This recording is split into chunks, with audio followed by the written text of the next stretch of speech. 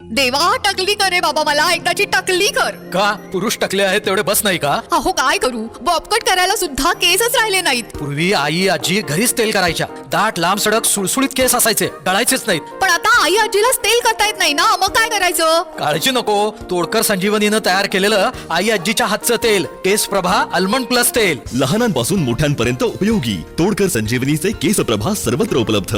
ना याचं ना त्याचं, आमचं तेल आई आजीच्या हातचं. माननीय अध्यक्ष महोदय, खरं म्हणजे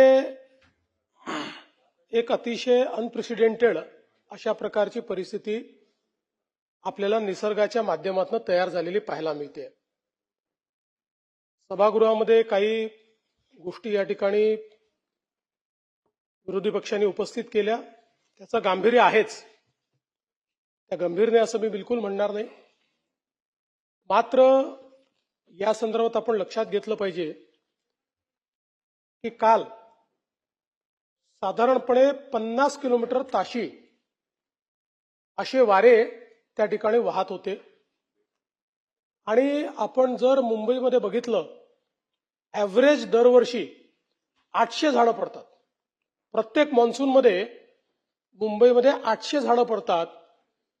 काल एका दिवसामध्ये 350 झाडं पडली आहेत. आणि आजचा दिवस हा त्याहीपेक्षा गंभीर आहे.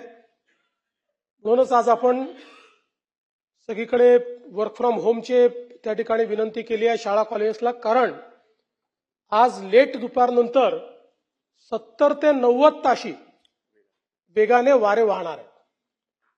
आता ज्या काही घटना घडलेल्या आहेत त्या दुःखदायी आहेतच, पण कालची जी इमारत पडली ही पूर्णपणे बेकायदेशीर होती. आणि या ठिकाणी ही बेकायदेशीर इमारत पडल्यामुळे त्या इमारतीतले लोक नाही, ज्या झोपडीवर किंवा ज्या छोट्या याच्यावरती पडली त्यातले लोक त्या ठिकाणी मेलेले आहेत. त्यामुळे मला असं वाटतं की या सगळ्या घटना गंभीर आहेत. आज आपण पाहू शकतो मुंबई पुण्याचा जो रोड आहे त्याच्यावर दरड कोसळलेली आहे. त्यामुळे हे जे काही इव्हेंट्स आहेत, हे इव्हेंट्स आज निसर्गाचं जे काही चक्र बदललेलं आहे त्याच्यातले इव्हेंट्स आहेत. असं नाहीये की या संदर्भात कुठली तयारी नाही करण्यात आली, तयारी केली त्याच्यापेक्षा विपरीत इव्हेंट्स होत आहेत. पण निश्चितपणे संपूर्ण महानगरपालिका असेल, डिझास्टर मॅनेजमेंटची संपूर्ण यंत्रणा असेल, अशा सगळ्या यंत्रणा पूर्णपणे त्या ठिकाणी रस्त्यावर आहेत, त्याचा सामना करतात. आज आपण बघितलं असेल, जसं कनेक्टिंग रिंग पाशी दरड कोसळली, इमिजिएटली ट्रॅफिक बंद करण्यात आला, डायव्हर्ट करण्यात आला. पुण्यातनं आणि मुंबईतनं दोन्ही साईडने लोकांना सांगण्यात आलं की हा रस्ता बंद आहे, त्यामुळे तुम्ही याच्यावर जाऊ नका.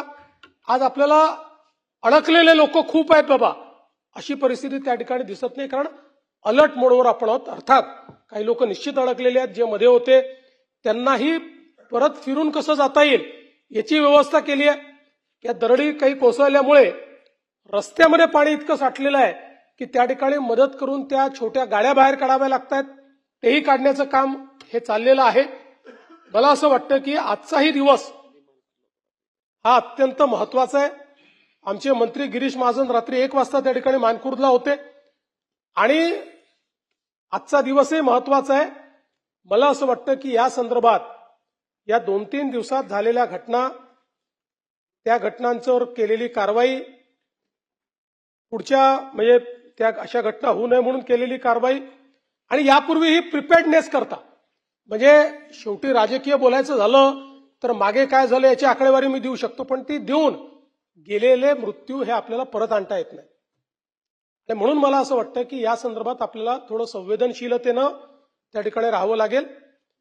या संदर्भात उद्या पूर्ण, म्हणजे आताही निवेदन माझ्याकडे तयार आहे, पण आजचा दिवसही महत्वाचा आहे, त्यामुळे अर्धवट निवेदन करण्याच्या ऐवजी उद्या या संदर्भात संपूर्ण निवेदन हे आपण या ठिकाणी करू. पण आज या सभागृहाच्या माध्यमातून मी नागरिकांना विनंती करतो की आज दुपारनंतर खूप मोठ्या प्रमाणात वारे असणार आहेत, त्यामुळे झाडांवर त्याचा परिणाम होऊ शकतो, टीन वगैरे जिथे लागले असतात तिथे परिणाम होऊ शकतो.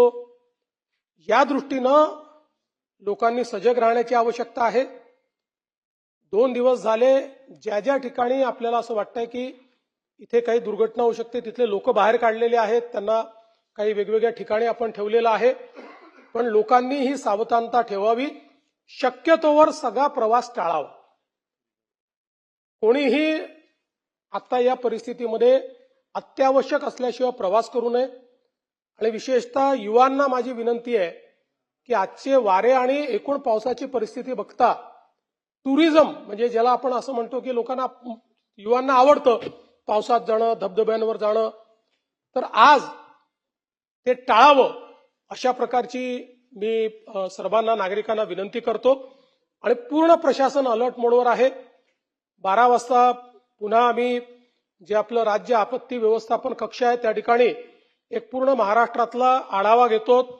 सगळ्यांना अलर्ट मोडवर ठेवण्याचं काम त्या ठिकाणी आम्ही करतो. आणि मी विश्वास देतो की यंत्रणा कुठेही कमी पडणार नाही. ज्या ठिकाणी कुठे कमतरता राहिली असेल तर ती दूर करण्याचं काम हे आपण राज्य शासनाच्या वतीनं निश्चितपणे करू.